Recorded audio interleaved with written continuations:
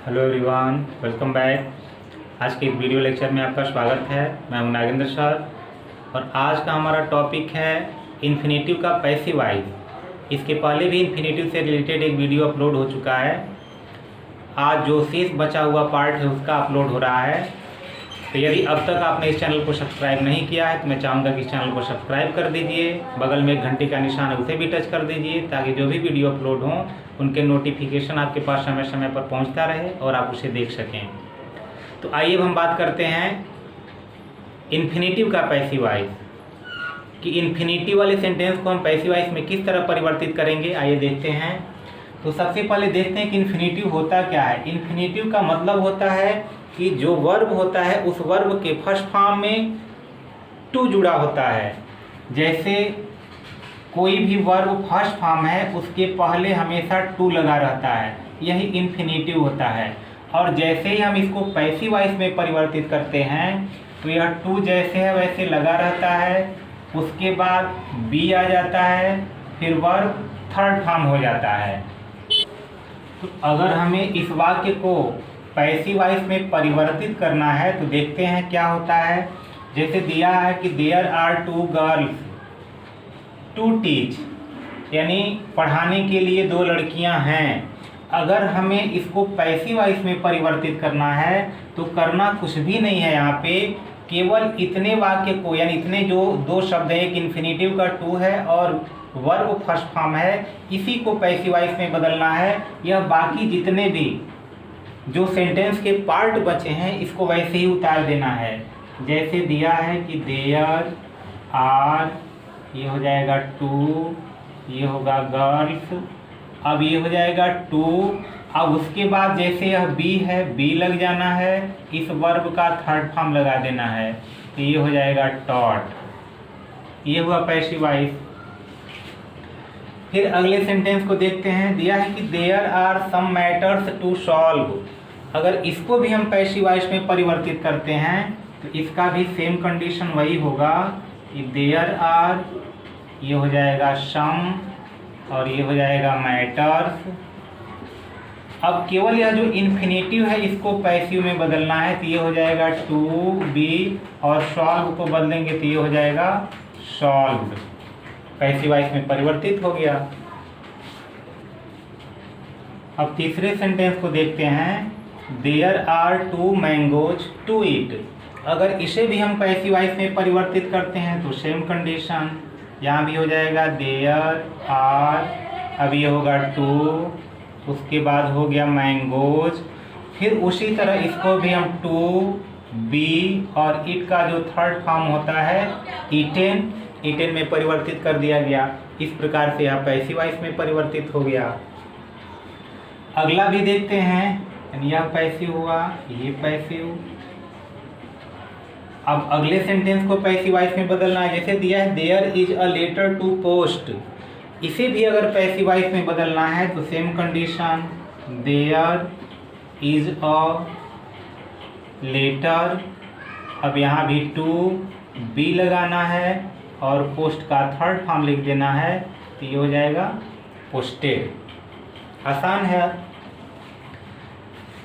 अगला भी देखते हैं। दिया है कि there are some bills to pay, there are some bills to pay. अगर इसको भी हम पैसिव में परिवर्तित करते हैं तो इसका भी कंडीशन वही है कि देयर आर सम बिल्स, ये हो जाएगा टू बी और पे का थर्ड फॉर्म हो जाएगा पेड। तो इस प्रकार से इन सेंटेंसों को हम पैसिव वॉइस में परिवर्तित कर दिए और इसी प्रकार से इसको परिवर्तित किया जाता है। आगे कुछ और सेंटेंस देखते हैं कि उसका पैसिव वॉइस हम किस प्रकार परिवर्तित कर देंगे। तो इन्फिनेटिव सेंटेंस के कुछ और एग्जांपल देखते हैं जिनका हम पैसिव वॉइस परिवर्तित करेंगे। तो जैसे दिया हुआ है कि it is time to take tea, यानी चाय पीने का समय है। अब इसको हमको पैसिव वॉइस में बदलना है तो पहले रूल था कि हम क्या करते थे, टू लगाना है, उसके बाद बी लगाना है, वर्ब थर्ड फॉर्म लिख देना है। तो बिल्कुल रूल वही है। अब इसमें थोड़ी सी वृद्धि की गई है कि यहाँ ऑब्जेक्ट लग जाएगा और इसके पहले फॉर लगा देना है। यह रूल आ गया है। जैसे टाइम तक तो जैसे है वैसे, लेकिन जहाँ से टू यानी इन्फिनेटिव प्रारंभ होगा वहाँ से ये रूल लागू हो जाएगा। जैसे दिया है it is time to take tea, तो इट इज़ टाइम तक तो जैसे है वैसे ही लिख देना है। ये हो गया it is time. It is time जैसे वैसे लिख दिया गया। अब जहाँ से इन्फिनेटिव प्रारंभ हो रहा है तब इसमें ऑब्जेक्ट दिया हुआ है, इस ऑब्जेक्ट को लाने से पहले हमको फॉर लगाना है। यही थोड़ी सी वृद्धि हो गई है इसमें। तो फॉर, अब यहाँ पे जो ऑब्जेक्ट है यहाँ पे वह आ जाएगा, तो ये होगा टी। अब उसके बाद यहाँ हो जाएगा टू बी, उसके बाद वर्ब थर्ड फॉर्म, तो टेक का जो थर्ड फॉर्म होता है टेकन। यानी it is time to take tea, चाय पीने का समय है। It is time for the tea to be taken, यानी चाय पिए जाने का समय है। तो दोनों एक ही बात है, इसकी पैसिव बन गई। अगला सेंटेंस देखते हैं। अगला सेंटेंस भी बिल्कुल वैसे ही है, it is time to enjoy the breakfast. तो यहाँ पे भी वही कार्य करना है, टाइम तक वैसे ही जाना है, फिर वहाँ से ये फॉर, फिर ऑब्जेक्ट, फिर टू, फिर बी, फिर V3। तो यहाँ पे जैसे हो जाएगा इट इज़, अब ये हो गया टाइम, टाइम तक जहाँ था वैसे हम लोग चले गए।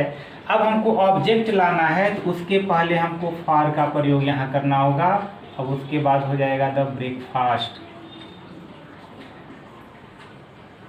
उसके बाद हमें टू लगाना है, फिर बी लगाना है, और क्रिया थर्ड फॉर्म, तो क्रिया है यहाँ एंजॉय, तो यहाँ हो जाएगा एंजॉयड। ये पैसिव हो गया, यानी it is time to enjoy the breakfast, passive बना it is time for the breakfast to be enjoyed. तो आसानी से ये पैसिव आई। एक और देख लेते हैं। फिर दिया है it is time to shut the shop, यानी दुकान बंद करने का समय है। तो जैसे ही पैसिव बनेगा तो बिल्कुल रूल वही लगेगा कि यहाँ पर भी हो जाएगा इट इज़ टाइम, फिर यहाँ ऑब्जेक्ट के पहले हमको फॉर लगाना है, उसके बाद हो जाएगा द शॉप, अब उसके बाद हो जाएगा टू बी, और क्रिया थर्ड फॉर्म शट का तीनों फॉर्म शट होता है। तो इस प्रकार से it is time for the shop to be shut, यानी दुकान बंद किए जाने का समय है। तो आसानी से यह पैसिव वॉइस में परिवर्तित हो गया। अब अगला सेंटेंस देखते हैं। दिया है कि he needs to complete his homework. तो ध्यान देना है कि प्रेजेंट इंडिफिनिट में है, तो प्रेजेंट इंडिफिनिट में है तो प्रेजेंट इंडिफिनिट के रूल से लगना है। इसमें ऑब्जेक्ट यानी वर्ब भी दिया है, ऑब्जेक्ट भी दिया है, तो प्रेजेंट इंडिफिनिट में होने पर जिस टेंस में है उस टेंस के रूल से ये लगेगा। तो ऑब्जेक्ट हो गया हिज होमवर्क, ये हो गया हिज होमवर्क।